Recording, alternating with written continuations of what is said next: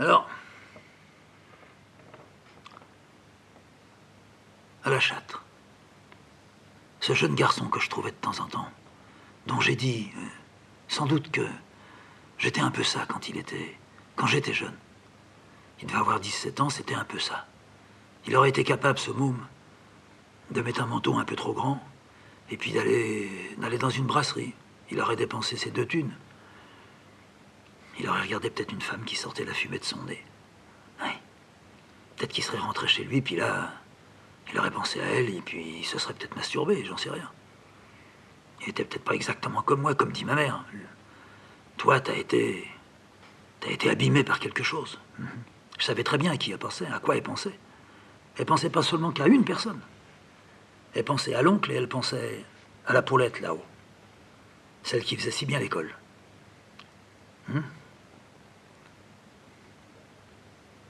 Alors j'ai donc vu la mère de ce gamin à la fenêtre, puis je l'ai vue une fois, je l'ai suivie dans la rue.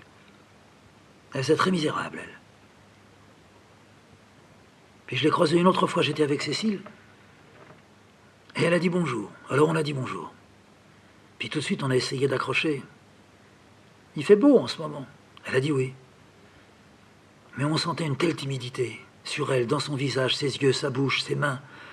Elle allait décrocher, elle a décroché, elle s'est écartée. Au revoir, monsieur, dame. Ah, c'est quand même con parce que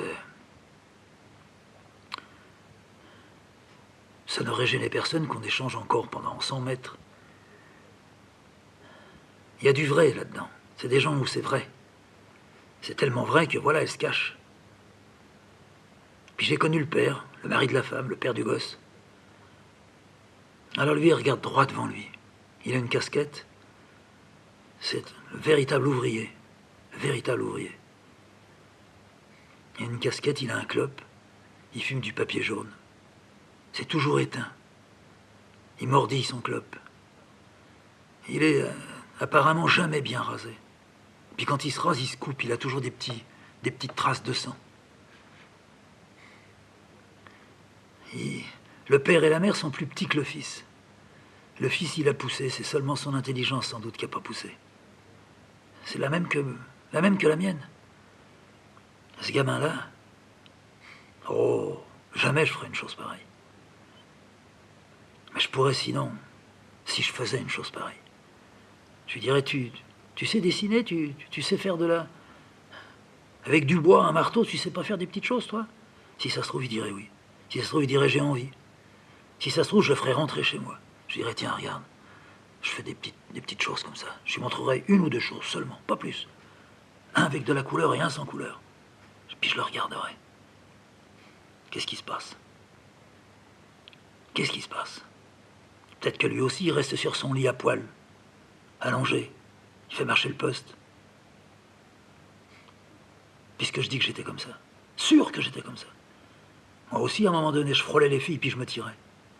Peut-être que dans la même maison qu'il habite, là, il y a une bonne femme d'en dessous qui a 20 ans de plus que lui, qui un jour, elle y a sorti le sexe, elle l'a sucé.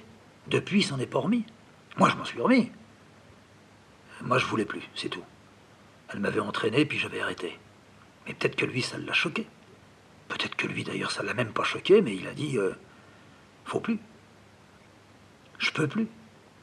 Il a peut-être eu peur de se faire prendre par sa mère et par son père. La notion de faire quelque chose qui n'est pas bien, de commettre, c'est commun chez les ouvriers. C'est le bourgeois qui peut commettre une dégueulasserie, puis mettre son mouchoir par-dessus, un petit peu d'eau de Cologne, et ça y est, on n'en parle plus. Hein? C'est le paraître chez le bourgeois. Chez l'ouvrier, c'est pas le paraître. Chez le paysan, c'est pas le paraître. Il y en a, mais très peu. Mais chez les bourgeois, tout le monde n'est pas ça, mais à ce moment-là, c'est pas des bourgeois. C'est des types, c'est des hommes, c'est des femmes. Ça existe, pareil. Maintenant, je les connais. J'en connais. Pff. Ils ressemblent à mon père et à ma mère. Il y a qui parlent mieux, il y a qu'ils ont du fric. Mais sinon, derrière la cage, ici, ils n'ont pas un cœur dur. Non. Ils sont pas salauds, ils n'ont pas de mauvaise tête. Ils peuvent aimer. Ils aiment. Puis je l'ai revu, le gamin, plusieurs fois dans la rue. Sa pâleur m'effraie à chaque fois. Mais moi, ma mère disait, regarde ta tête, t'es tout pâle. Après, je suis passé à un grade encore supérieur, t'es tout blanc. T'es trop tendu, elle disait. Lui, sa pâleur, elle reflète l'intérieur de son être. J'en suis certain. Mais voilà, il va passer à côté. Sûrement qu'il va passer à côté. Puis le père, il sait qu'il va passer à côté, mais il ne sait pas ce que c'est à côté. Alors il va passer. Puis la mère, la mère, elle est comme ma mère, sans doute. Oh, je fais pas des rapprochements comme ça. Je dis que c'est possible. Sa mère, elle doit lui dire, t'es trop pâle. Couvre-toi, alors. Il arrive que même en été, il a un foulard autour du cou. Comme moi. J'ai eu ça aussi. Ses parents, ils sont encombrés par lui, comme les miens. Même les miens n'étaient pas encombrés par moi, donc ses parents sont encombrés sans être encombrés. Peut-être que sa mère, elle lui dit aussi, dans 10 ans, ça sera bien. Je suis sûr que ça ira bien. Qu'est-ce qu'il lui faut dans les 10 années? Ah putain, quel bond il va falloir qu'il fasse. Il faudrait que il rencontre quelque chose de très dur, qui le raffermisse, qui lui fasse prendre une décision. Il peut plus dire maintenant je vais rentrer dans un groupe et puis je vais les aider. Ça n'existe pas. Or si, pourrait. Il y a des choses à faire. C'est pas les mêmes, mais il y a des choses à faire. Bon, il le fait. Et puis après, je sais pas, il y a des circonstances. Il se retrouve à 20 ans, on lui propose un boulot. Le boulot, c'est, je sais pas, passer du papier de verre sur du bois, pourquoi pas. Et en même temps qu'il frotte du papier de verre sur du bois, il y a une question qui se pose en lui. Puis cette question, qu'est-ce que c'est? Du bois. Qu'est-ce qu'il peut faire avec du bois? Il voit dans une vitrine qu'il y a un instrument de musique, il est en bois. Peut-être. Bon, je dis n'importe quoi. Mais ça peut arriver. Moi aussi, ma vie, ça a été n'importe quoi.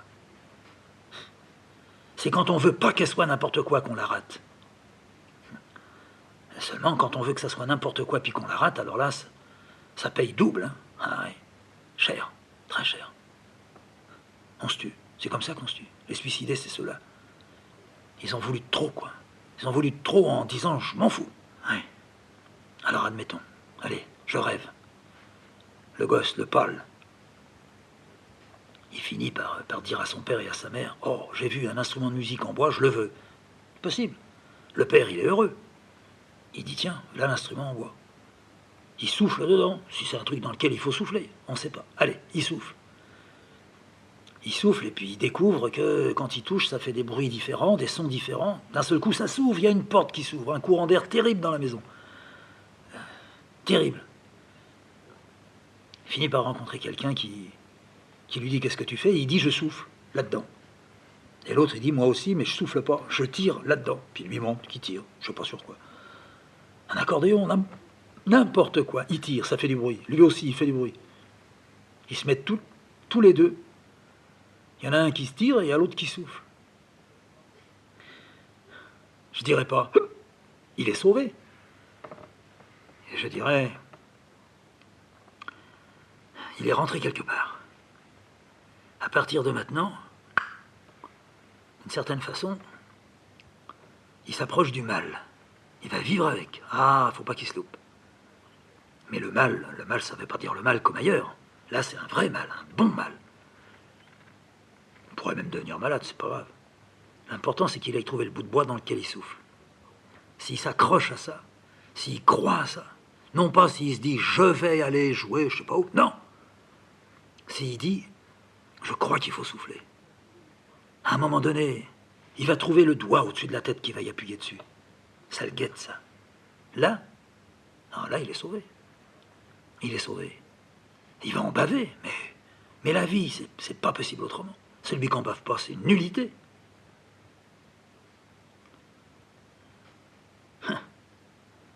Je finis par me demander si je suis pas en train de dire le vrai pour ce môme-là. Qu'est-ce qui m'empêche de le prendre dans la rue puis de lui dire « mais qu'est-ce que tu fais dans la vie ?» Si je m'y prends bien, il part pas avec les jambes à son cou. Il reste là, puis il me dit rien, je m'emmerde. Il peut me dire ça. Pourquoi moi je l'ai dit? J'étais pas plus que lui. Mon père, il a l'air de ressembler à son père. Ma mère était plus belle que la sienne, sûr. Elle fait un petit peu négligée. Elle n'a pas l'air... mais elle a l'air douce, bonne. Elle ose pas. Elle laisse les paroles là, en dessous, dans le fond de la gorge. Elle n'arrive pas à les sortir. Elle dit, bon, je m'en vais, au revoir, monsieur, dame. C'est tout ce qu'elle peut dire. Ma mère, elle faisait pas du chiquet, mais elle disait pas au revoir, monsieur, dame. Elle disait tout de suite, ah, c'est difficile, c'est... Voilà. Elle essayait de rentrer un peu. Si elle voyait que ça marchait pas, elle décrochait. J'ai la soupe sur le feu, puis elle foutait le camp. T'es un peu plus causante. Ma mère, elle faisait des lettres, elle écrivait un peu à droite à gauche. On lui répondait pas. Elle avait besoin de s'exprimer. Ouais. Moi, j'avais pas besoin de m'exprimer, hein. Attention. J'avais besoin d'être. Si je m'assois, de savoir que je suis assis, c'est tout. Si je fais, de croire que je fais. Je sais pas combien de fois j'aurais dit ce mot croire dans ma vie, mais...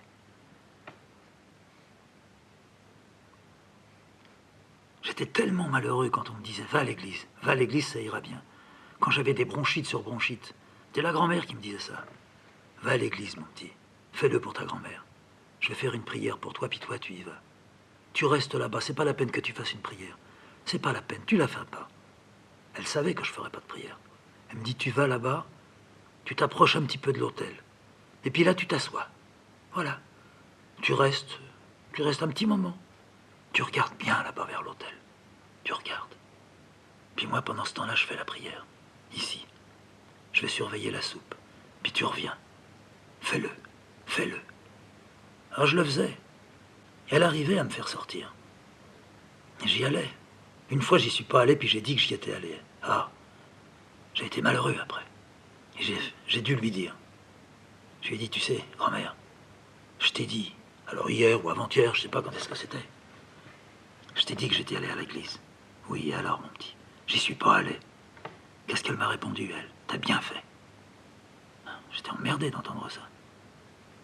Je pouvais pas discuter, je pouvais pas lui demander pourquoi tu dis que j'ai bien fait. T'as bien fait. Alors la fois d'après, quand elle m'a dit, t'as encore toussé toute ta nuit, mon petit.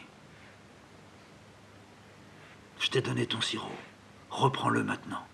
Tu vas prendre maintenant un grand bol chaud aussi. À midi, je te mettrai un petit peu. C'est toi qui le mettras, je te la donnerai. Je l'ai dans mon tiroir. 10 gouttes de teinture d'iode. Dans du lait tiède. Puis après, tu t'allongeras, faut laisser bien travailler. Je mettrai une cuillère de miel aussi dedans. Mais tu sais ce que tu vas faire? Je disais oui. Ah, tu es gentil. Tu vas y aller? Je disais oui. Alors, attends. Tu vas boire du chaud, là. Prends ton sirop.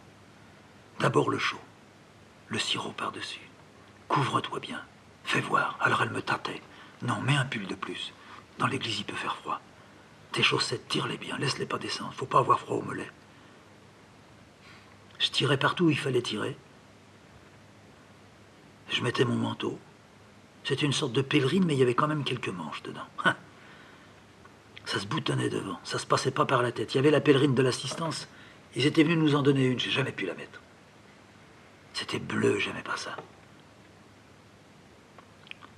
Et puis je partais. Ma grand-mère, elle me donnait une toute petite pièce. Elle me disait, tu la mettras où tu veux. C'est pas la peine de brûler un cierge. Passe seulement du côté où il y a Sainte-Thérèse. Tu t'arrêtes une seconde, puis après tu vas là-bas près de l'hôtel. Là, tu t'assois. Reste pas debout. Pas longtemps. Si tu veux, tu comptes jusqu'à 100, puis tu reviens. Alors j'y allais.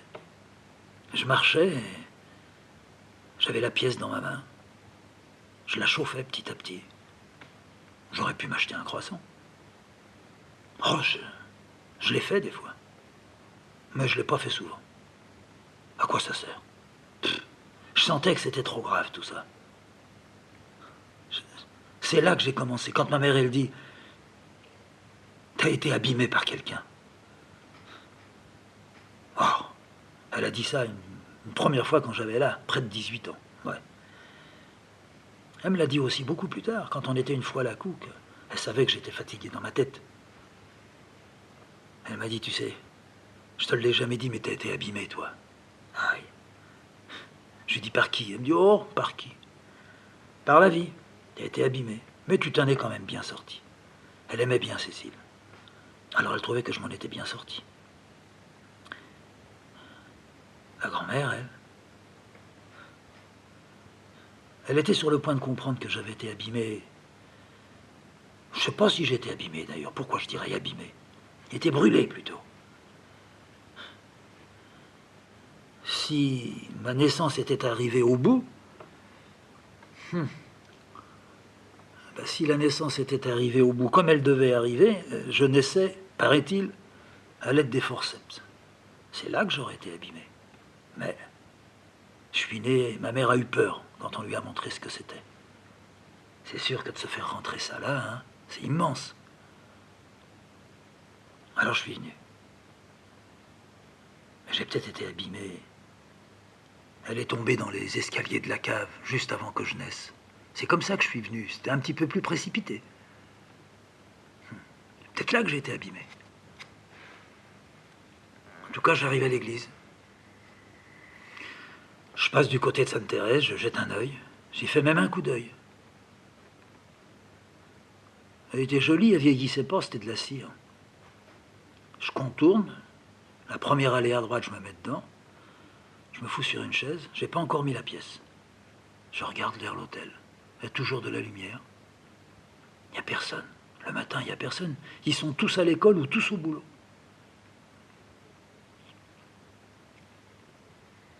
Je regarde. Il y a une nappe blanche. Il y a des trucs dorés. C'est calme. J'aimerais bien. Quoi? Je sais pas. J'aimerais bien. Ouais. J'ai pas fait le signe de croix en rentrant. J'ai pas fait le signe de croix en passant devant Sainte-Thérèse. Je l'ai pas fait en me mettant devant l'hôtel et puis en m'asseyant. Puis maintenant, je me dis, oh bah ça y est. Ça y est, je suis resté ce qu'il fallait. Je me souviens une fois, j'ai été pris d'une canne de tout. Énorme. Avec envie de cracher.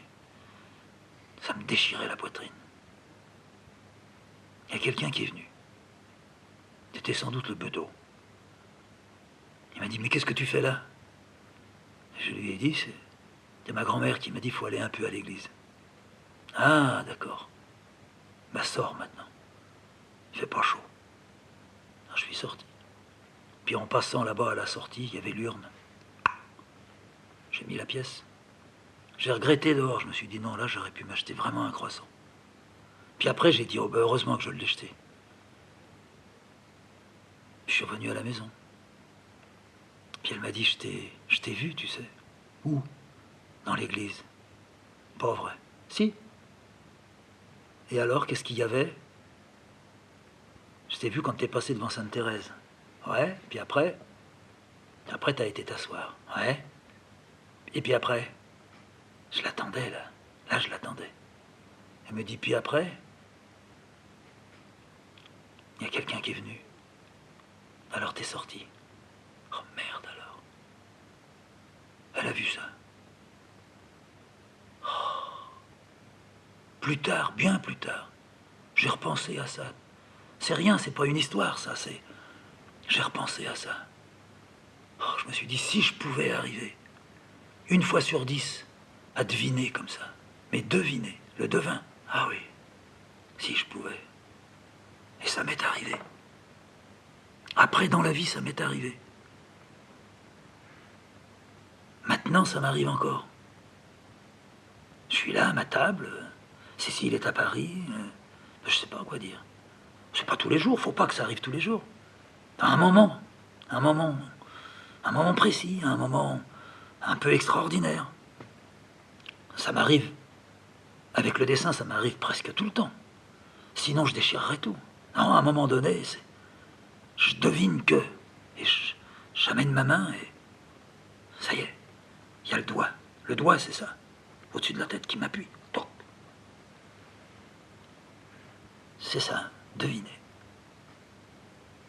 Voir. J'ai vu des choses, c'est sûr. Je me suis embarqué dans des histoires et j'avais raison de m'être embarqué. Ça s'est révélé nécessaire. Et puis si c'est pas nécessaire, ça s'est révélé vrai. Ça n'avait pas déconné du tout. C'était pas de l'imagination. Pour revenir à Cécile, c'est... Est-ce qu'un rêve est prémonitoire? Hein? Est-ce qu'une pensée aussi peut être prémonitoire? Ouais. Est-ce qu'elle peut annoncer? Oui. Avec le doigt ou sans le doigt même. Et j'ai pas toujours le doigt au-dessus de la tête. Du moins, je le sens pas toujours. Mais il y est toujours.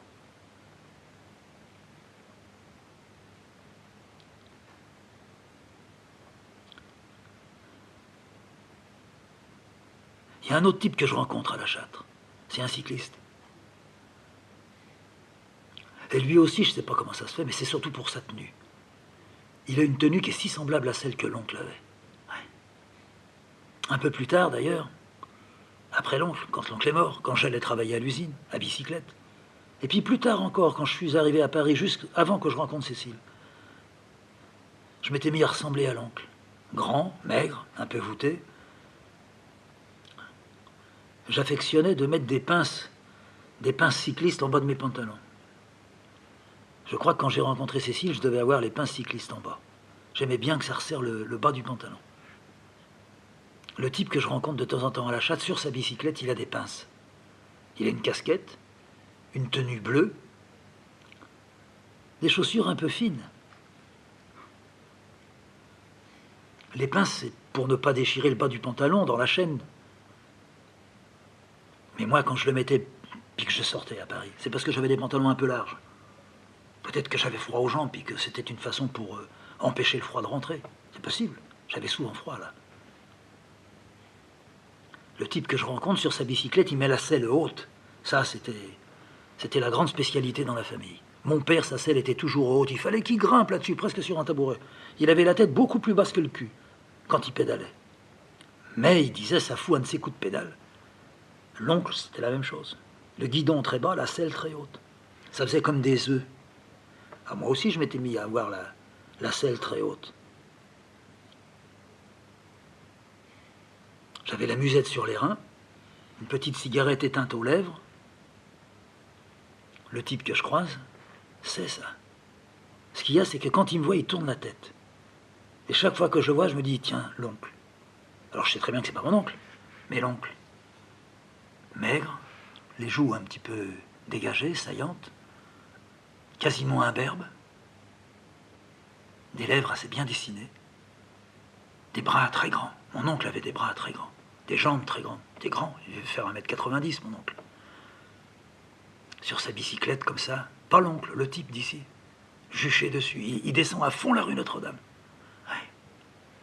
Tout à fait mon oncle. Mon oncle, il descendait même là où c'était interdit de descendre. Il sifflait.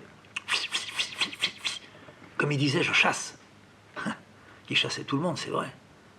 Il n'a jamais renversé personne, mais on avait peur de lui. Peut-être qu'il était un peu connu à la fin. Il descendait, comme il dit, à tombeau ouvert. Mais le type de la Châtre, c'est un peu sa tendance. Il prend des virages, la pédale relevée. Je ne sais pas comment il fait. S'il y avait un gravillon, il se casserait la gueule. Et toujours avec sa cigarette, au bec, éteinte. On voit qu'elle est toute noircie par la salive.